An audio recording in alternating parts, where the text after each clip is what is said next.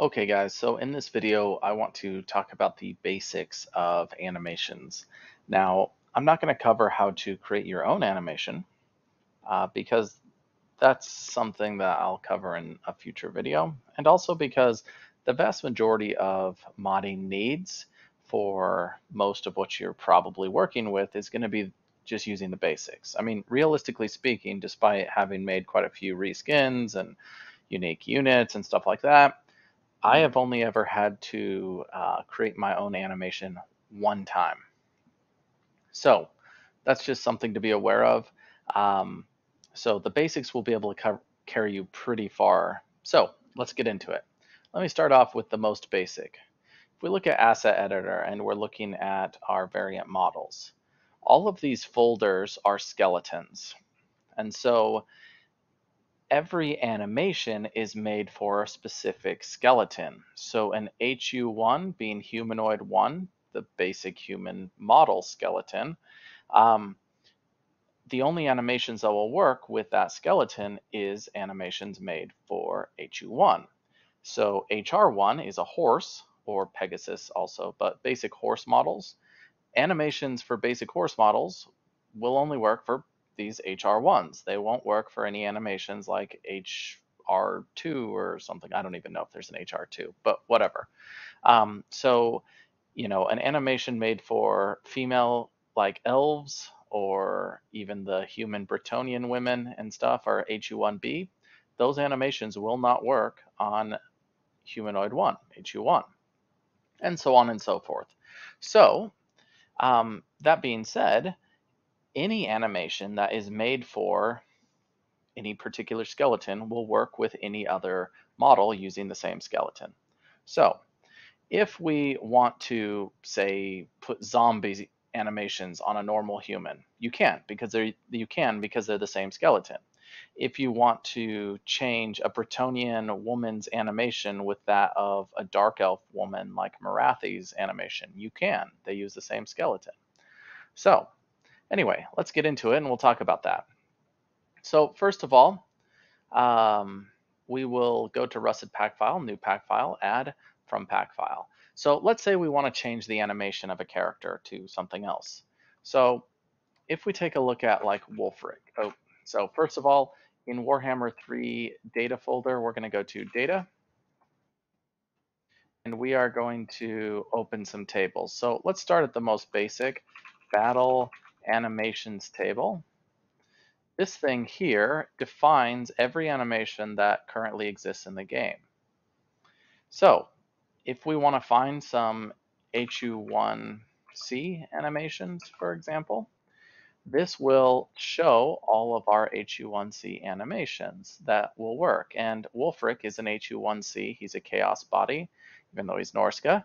And so all of these animations will work for him. That being said, depending on what gear they have, so what weapons they have equipped in what prop slots, these animations might not work appropriately. So for example, if you have him with his sword and shield, if you then did like a two-handed axe animation for him, then that's probably not going to work. But maybe you like Archeon's like sword and shield and glowing effects, because just so you know, glowing effects are covered in animations. Animations are where those glowing effects happen.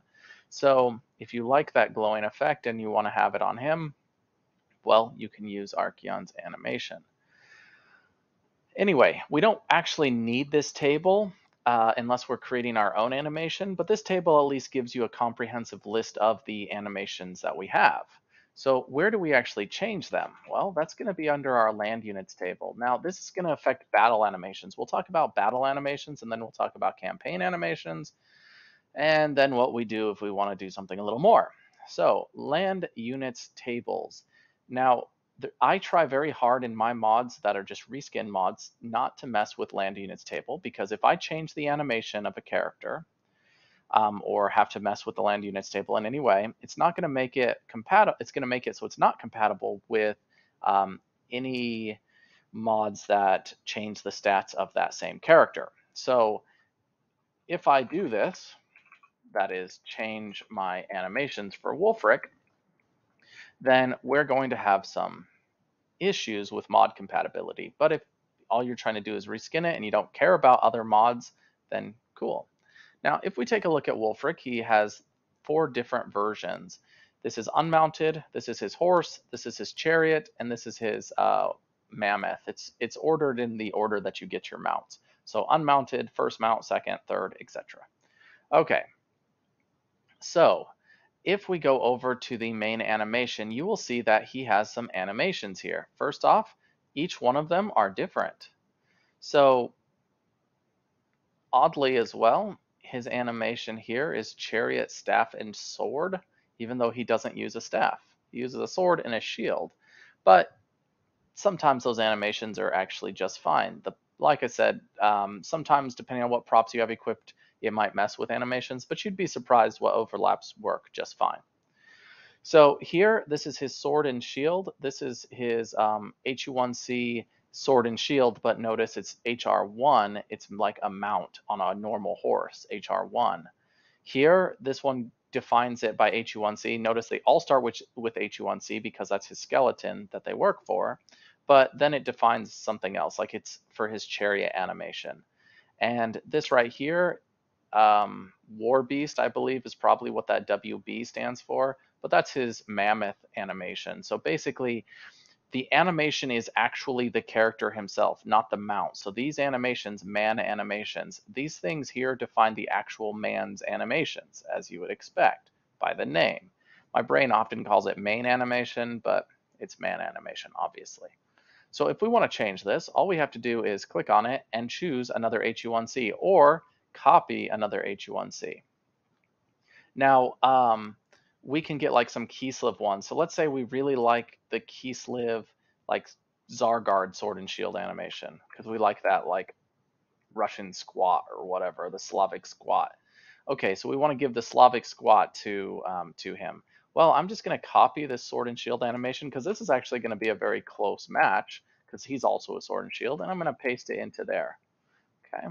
Now, the animations on his different mounts, I'd have to choose something that's riding a horse. So if we want something like this, we'd have to look for something that's also using like an HR1. So Kislev, Warhorse dual axe, that's probably not a great move. Maybe a lance and shield. You have a sword and axe for Yuri.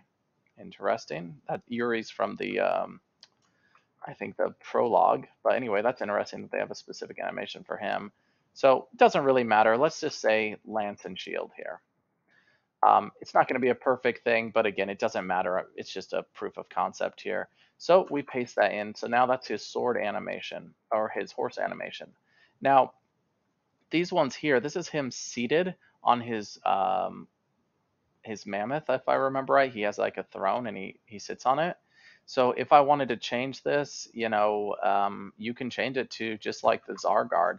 And realistically speaking, this will probably just make it so he's doing the Zargard like Slavic squat sitting on his mount. It might look a little weird, but it might be just fine. Whatever. So we can change any that we want. I'm gonna leave it alone or change it. It doesn't really matter. Like I said, I'm not going to show you what it looks like in game anyway, so who cares? So we have this thing, and let's say we like these animations, we want these to work. Now, as mentioned, I pulled those from battle animations table, but you could also pull it from a unit that you like say you like the Zargards. Just search for the Zargards animation and copy and paste it on from land units table. Okay, now let's say that this is good enough. These are our tables that we want to do. We're going to just delete everything else and we just have this. Realistically speaking, I didn't change his chariot animation. So, I mean, I could look into chariots, right, and see if there's any chariot animations. Let's see. Okay, so we're looking for like an HU1C chariot. There's a chariot whip. There's a chariot dual axe, throwing axes, sword and shield. There's halberd, axe and shield. To be honest, this would probably be maybe even a better one, right? So we'll do the same thing here. Okay, axe and shield. Now, we pretty much have everything we need to change our animation for the game. Like, this is pretty much good. All we'd have to do is rename this to just something that's not data. So that would be fine. That would do it. I usually name it something else, but just rename it. This is good. Now, the only issue is that these animations will not work in battle unless we add them as a culture to battle animation table. Now here, this table defines which cultures have what animations. So what we can do is we can find Norska. Okay. I think it's actually, Norska is just generically under chaos, to be honest, as weird as that is. So let's double check though, battle animations. Let's check Wolfric. Let's see where Wolfric is. It is under chaos. So for whatever reason, maybe because in Warhammer 1, Norska and Chaos were kind of like their own jam. These are all just kind of defined in chaos. So we just have to add it to chaos. So anything that's already in chaos will work just fine. So I'm just going to copy something. I'm going to delete this, add row. So here's my chaos culture pack. And now I'm going to do the battle animations I'm using. So here, the Tsar Guards, chaos needs that. I'm going to add another row, chaos, and this other Kislev one. Now, it doesn't matter if you have duplicates, so chaos, this should be fine. Like I probably don't have to add it to chaos because it's already chaos. But if when in doubt, you're welcome to duplicate. It doesn't really matter. And then we're going to do the Zargard Sword and Shield, which we are actually already have, so we don't need that one again. So we have our 3 animations that are now new for our character, and we have them in our culture to battle animations. Now, the reason we have to do this is because the way the game works is that every time you do a battle, every faction that's in that battle, so if it's just 2 or 3 or what have you, it loads in all of the animations that that culture uses from this table. So all of the chaos are loaded in. All of the, if you're fighting Tomb Kings, all the Tomb King animations are going to be loaded in. So it can cause some false positives, and this happened to me when I first started, so that's why I want to point it out, is that I didn't realize I needed this culture to battle animations table when I was first changing over the land units tables. And so I changed the animation to something, and it just so happened that I was testing it out in a battle against a faction that was using that animation. And so it looked like it worked just fine, even though I hadn't associated it with my culture. And so it seemed like it worked just fine. And then when I would fight other things, it wouldn't work. And I was like, wow, that's really weird. What a weird inconsistency. And that's just because, again, it was loading in that animation for the other faction, even though I was using it in my faction, and then it worked out. So just make sure that you have it there, so it works no matter who you're facing. So then all we have to do is rename this as well, and we have those taken care of. This battle animation table doesn't need to be there. We could delete it. Okay, so that takes care of his animations. But let's now talk about his mounts animations, because he has mounts in these, but these are just defining his animation. So what about his mounts animations? Well, there's a few things we have there. We have mount table. So we also have a campaign mount table. So that's its own thing. We'll talk about that when we get to campaigns. We also have this other thing. It's called battlefield personalities, if I remember right. No, it's just battle personalities. We have battle personalities table, land units to battle personalities junction. Okay, so let's start with mount. So first off, in your mount, these are your mounts. So, okay, doesn't look like we have any Wolfric things here, but I think he's just using like generic chaos like chariot and stuff. So chaos, we have like chaos steed chariots right here. This is probably what he's using for his chariot. This right here is where it defines the animation for the mounts. So if you notice, this thing here is the steed draught horse. So like a, it's pulling the thing. If we're looking for maybe like a mammoth, okay, so he has these different mounts here, these different mammoths. They all use different animations. Well, they use mammoth animation or mammoth war shrine animation, depending. So I can't remember what Wolfric uses, which of his mounts he's actually using. I guess we could look. Mount, Mammoth Howdah Lord. Okay, so that's easy enough.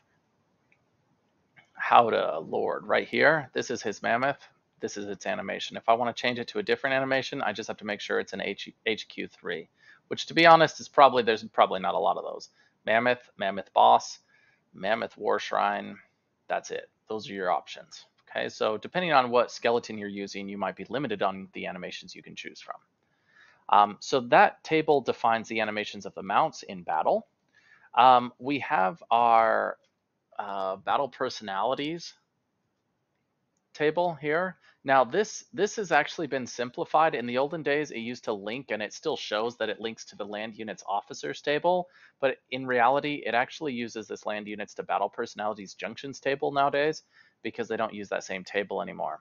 Anyway, basically, depending on what you're dealing with, so especially with like war engines, so like say Silostra's Leviathan or the Mammoth, depending on, or the Chariot, depending on what spot you want it to be on that mount, because there's several spots for them for some mounts rather than just the rider. There's like the guy, you know, using the chariot, like controlling the chariot. There's the guys on the back throwing crap, etc. Those are defined by the battle personalities table and the land units to battle personalities junction table. So first of all, you can see the man animation that is being used on that thing. So let's see if we can find Wolfric. Okay, this chariot, right? This is defining the animation that's being used by these different riders. So we have like a Wolfric rider, and that's his mammoth. We have like Norskin, Warhorse. It just depends, whatever, Wolfric's thing here. So it will tell us the animation that that person is using, and then determine some other stuff like can they shoot and stuff. That's besides the point. But just be aware that like this table also can define animations, and the land units to battle personalities junction table will tell like which land unit is attached to which battle personality and where to attach them at. So you have the attachment point, and you have like or the attach and the rider attachment point, and so you could have it like officer and then which position. It really just depends, and this is just something you play around with to see where does it move the character. So notice this Leviathan rider 5 is where Silostra is riding. She's riding at the top. She's like flying around it. Okay, so if I'd want to change this, I'd maybe change the Leviathan rider to like a different position, or maybe it's labeled as AP crew position. Don't really know. So let's take a look. Yeah, so it's a Leviathan rider position. So notice it depends. We have this rotting Leviathan land unit, and then it has these different riders, and they're in different positions. So anyway, something to keep in mind that you also have that, and they have their animations defined in the battle personalities table. So it's kind of weird. All right, so that's all of our battle animations taken care of. Now let's talk about like campaign animations, because those are different. So let's talk about campaign mount animation set override. So here, this tells us like which character art this is attached to, or character animation set, whatever. This is the mounted unit. So this is the unit that is actually mounted. So if we take a look for Wolfric again, we'll do it by mounted unit. So here, this is the character's animation set. So this is axe and shield, blah, blah, blah. This is the campaign animation. Notice this, it's campaign. And so it's just a generic, this is his animation. Here is the mounted unit. And then the rider animation, this is where it changes from this animation, which is when he's unmounted, to these animations where he's mounted. And so it's kind of weird that the campaigns use different animations, but it's a smaller set because there's not nearly as many things that show up on campaign maps. So you'll have to define his mount override with this. Basically, when he's unmounted, he's these animations, and when he's mounted on his different forms, this is his horse, this is his chariot, this is his mammoth, you have these different animations. And again, find ones that work. But that's his mounted animations. Let's talk about his just unmounted animations and the basics that we need. It's going to be campaign, character arts, Campaign character art sets table. Yes, okay. Nope, sorry, not sets. I always do that. Delete, just arts tables. Okay, so here, if we take a look for Wolfric again, doesn't matter. Here's Wolfric. Notice you just have his generic Wolfric. We have his land animation. This is his normal animation that he uses while he's walking around until the override sets in when he changes form. So when he becomes mounted, he changes animations, but that animation sets it. And again, we can go through. So if we know one that kind of works for it, so we can look for something like land animation here and look for HU1Cs, and we can find the different HU1C animations that exist, so you can find one that maybe works for you. Okay, so a lot of them use the axe and shield, their staff and swords and stuff. Their sword and shield, I mean, realistically speaking, he should probably be using the sword and shield, but the axe and shield and sword and shield animations are probably so similar it doesn't matter. Anyway, so something to be aware of. So that is our campaign animations taken care of. So again, if all we want to do is change animations or set animations to our characters that we create, we just have to make sure that we choose an animation that works with our skeleton. Now, what happens when we don't do that? Well, let's first start off with Silostra. I think she's a great example. So when do I, in a reskin, decide to change animations on the land units table and then the campaign animations? Well, it's when I don't really have anything else that will work. So if we open up Silostra, for example, let's say I'm going to reskin her and make her look different, but significantly different. Maybe I want her to have the Fey Enchantress body, because she floats too, right? So maybe if we do the Fey Enchantress with this, so let's, okay, so if we hide that, let's see what happens when we use her body on Silostra's animation. Okay, well, things don't look super great so far. Let's actually find one that's like a stand so that we have something. It's weird that it's not. Okay, there we go. So this is what it looks like when we don't have the right skeleton to the right animation. Is that this skeleton is Hybrid Creature 09. I wonder if there's any others that are like that, Hybrid Creature 09. Just Silostra, she's the only one who uses it. So that's the problem, is some characters, there aren't any other people who use that skeleton, so there's not going to be other animations for it. So what would we do in that case? Well, we'd go to our land units table, use the new model we want, and change the animation to an animation that works with this skeleton. So in this case, the Fey Enchantress uses HU1B, so any HU1B animation will work. So that's what we'd have to do. And we'd also then have to change her campaign animation. Now, when I can get away with it, though, let's say I want to match it to, let's say, Repants. Maybe I want to change Repants, so that's going to be Bretonia, and she's an HU1. So what about when I want to change Repants body and head? Sure. So instead of this, I want to change her to be the Fey Enchantress. Well then, that's going to be an HU1B, so we'll take a look for that, HU1B, Fey Enchantress. We're going to drag her in. Now again, same thing, I am changing this body completely, so I'm going to remove the Repants parts, and I'm just going to right click, make this editable. So now we have here. Now you'll notice that she doesn't perfectly match up with this skeleton. To be honest, it doesn't have to be perfect. You'd be surprised what you can get away with, but you know, we could maybe make it a little bit better. Oh, I should probably select all of her.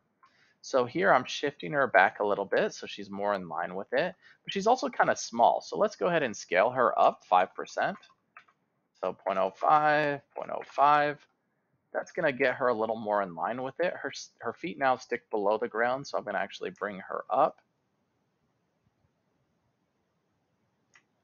All right, so that looks pretty good. And this is a lot more in line with the humanoid one animation. But if we do this, again, there's issues because she's not the right skeleton. So even though she's a very close match to humanoid one, I mean, she even looks like she'd work, the animations aren't going to work until we re-rig. So when possible, when I'm reskinning characters, I try to re-rig things if I'm using a model that uses a different skeleton. So we'll open the re-rigging tool, auto map based on name, and anything that's a -1 needs to be adjusted so it doesn't have a perfect match. So we just need to choose something that's close. So here we have eyelid upper left, I'm going to say eye left. Eyelid upper right, I'm going to say eye right. Skirt back left, I'm just gonna, they don't really have good ones for that, so I'm gonna do leg. So I'm gonna say upper leg left and lower leg left. And then same thing with the skirt back right. There's upper leg right and lower leg right. That should probably do okay. So that took care of all the -1s. And now we'll check the animation. And now you see she's doing a lot better.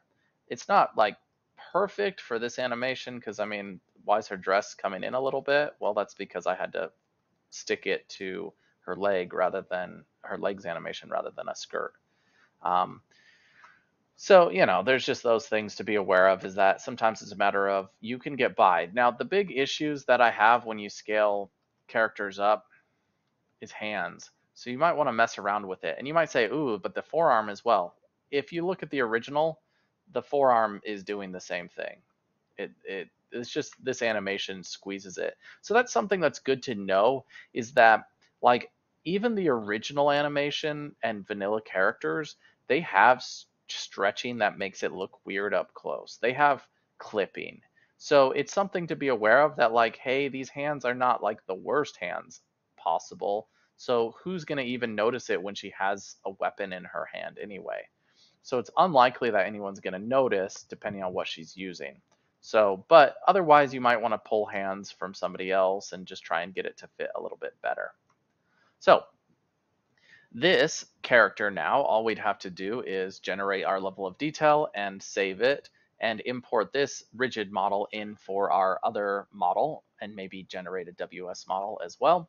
But this would then make it so that we have made the character have a different animation than, you know, the skeleton would imply. But again, this really only works when the skeletons are close matches or whatever, when you can get the body to match closely to the skeleton. So it doesn't work all the time. Like I said, in the case of like Silostra, if you're reskinning Silostra and you don't want her to be like a, you know, a overweight opera singer woman thing, then you're probably just going to have to change the animations on the tables anyway and just deal with the fact that it's going to make it not compatible with an overhaul mod that changes her stats. Anyway, so those are the kind of basics of our animations. Now, there's a few things to note with animations that I want to bring up before I end. The main one that I want to talk about is that when we have animations involved with like ranged weapons, sometimes you get some weird stuff. So if we pull up, I'm going to pull up the super view just so you can see it. And what I'm going to do is I'm going to go to HU3, which is dwarves, just because I know that they're going to work out. Let's say dwarven warriors, torso, sure, whatever. Actually, we're going to, in our super view, we're going to browse to the mesh for them. That's actually going to work out better. So let's say thunderers.